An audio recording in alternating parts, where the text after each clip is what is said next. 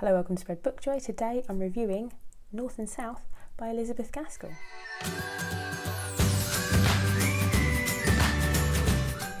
If you're new to the channel, I'm Jack, and if you're not new, welcome back to Spread Book Joy. And I'm just doing an impromptu review because I want to get it out this week, and I've got some other videos I want to get out this week, but I want to get my thoughts down, and this is going to be completely rambling because I have yet to really put my thoughts in a coherent order, so I thought I'd just sit down and talk to you about this lovely book. So North and South is a Victorian classic written by Elizabeth Gaskell, and there are some huge themes in this book. So it's called North and South. It's set in England, and it's ostensibly about the North and South divide in England, which is still an issue today politically. There is perceived to be a big North-South divide in terms of the way that resources and the economy works in the UK, and you can see it in the beginnings of it in industrial, well, not the beginnings of it because it goes back centuries, the idea of the North and South being quite opposed to each other, or not in sync with each other.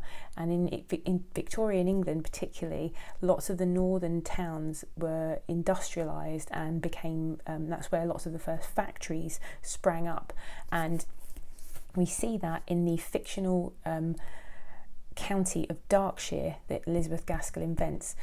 And what I quite like about Gaskell as well is I've only read one other Gaskell book, and it was Cranford, and she set that in a northern town. I've read a lot of classics and they tend to be set in the south of England, and she gets quite a lot of comparisons to this book in particular. She gets quite a lot of comparisons to Austen. I'm just listening to that back as I'm editing, and it sounds like she's famously compared to Austen for regularly. She isn't. Apparently this book is compared to Pride and Prejudice quite a lot, and you can see why, because of the plot and the characters. It's like, enemies to lovers trope, and you also have quite, like, I'll go on to say, as you see, I can see, the plot at the start. The plot is very much like in Mansfield Park, where you've got a young girl who's been sent off to live with richer relatives. But aside from that, that's kind of where the comparisons end for me, because in terms of her style, she's not like Jane Austen. She's very, very descriptive.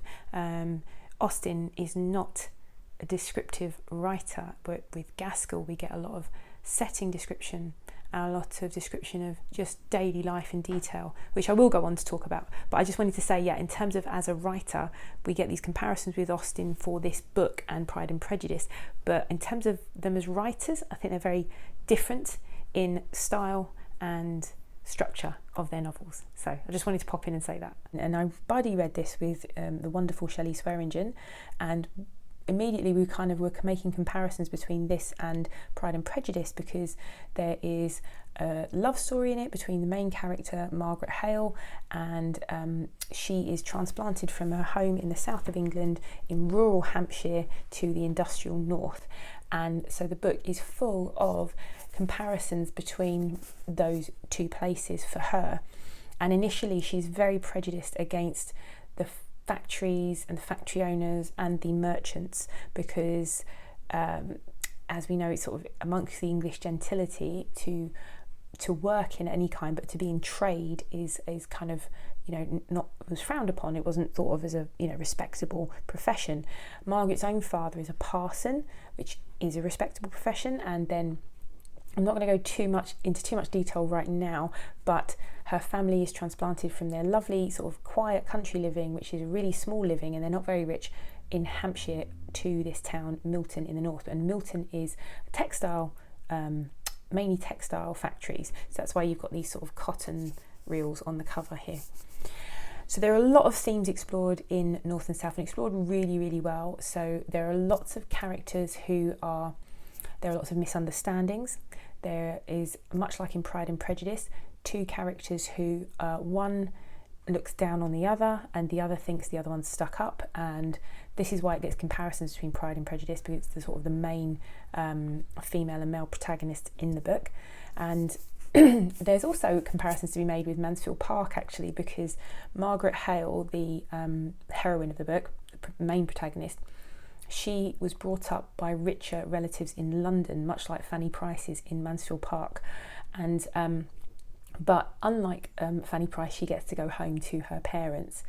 And Margaret, having been brought up in quite luxurious circumstances in Harley Street in London, then she goes back to her parents' country home, which is quite humble, and it's quite a small country house. And her mum grew up as a rich sister to her aunt that she grew up with, and she's always moaning about their circumstances. And anyway, the circumstances do change. Whether it's for the better or not, I'm not going to say, because to talk any further about the book, aside from just to mention some of the other themes in it, would be to give spoilers away.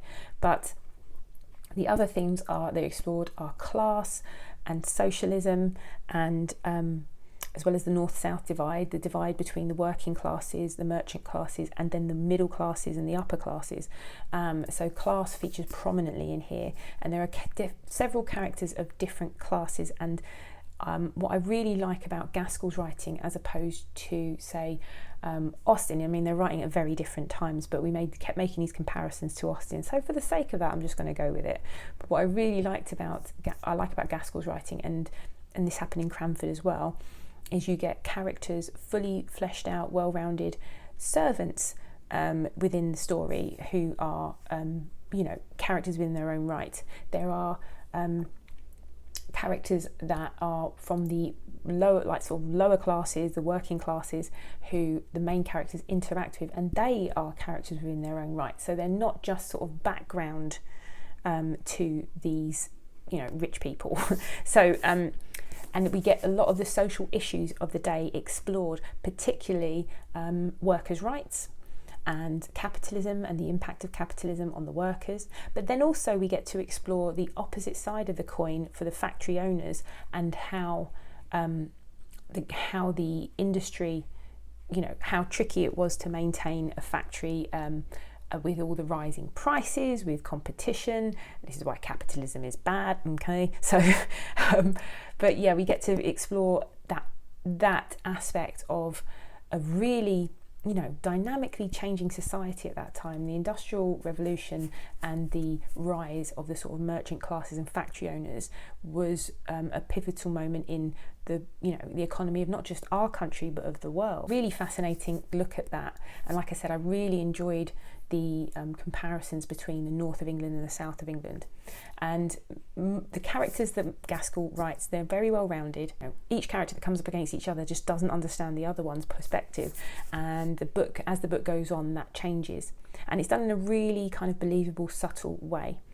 It's a really fast-paced book as well, by the way. I'm quite a plot-driven reader, and I can't read a plotty book that doesn't have good characters. Obviously, characters are important, but I do like stuff to happen, and stuff really happens in North and South. A lot of stuff happens in North and South, and I think it keeps you interested, because it's quite a big book. It's like 400 and odd pages, and at a certain point, something was resolved quite sort of about 2/3 of the way in, and Shelley and I were going, I don't know where she's going with this, because I hope this doesn't drag out now, because it's quite a lot of book left, and what I was waiting for to happen at the end has happened.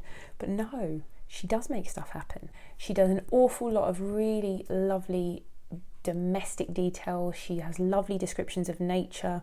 I think she's just a great writer, and I'm so glad to have got into her work, and I cannot wait to read more. She does tragedy really well, and she does lightheartedness quite well. She's quite a champion for social justice. What I learned about Elizabeth Gaskell when I read Cranford was that Cranford was serialised in Charles Dickens's magazine. So she's a contemporary of Dickens, and there were a lot of issues at that time around a lot of socialist issues. If you were poor, you weren't safe if you couldn't work, and you were kind of at the mercy of these factory owners if you worked in an industrial town, or landowners, and if you were a tenant farmer. Lots of that explored here, but there's also these kind of little moments, these little domestic moments of of life, and snippets of life and details. One thing we discuss quite a lot is the theme of how death, the different customs around death in the Victorian period, because they were a lot more comfortable with death than we are, because they saw it quite a lot. Infant mortality was very, very high in the Victorian period.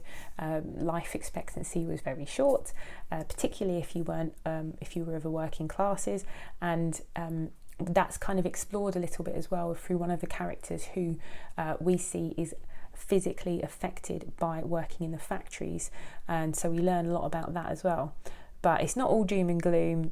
I think, you know, there's enough in this book that it's not a tiresome read. It's a really fascinating read, and like I said, lots of good descriptive language, really great characters, and great themes. So if you like the sound of that, I would highly recommend reading North and South. I'm going to read more Gaskell for sure, most definitely.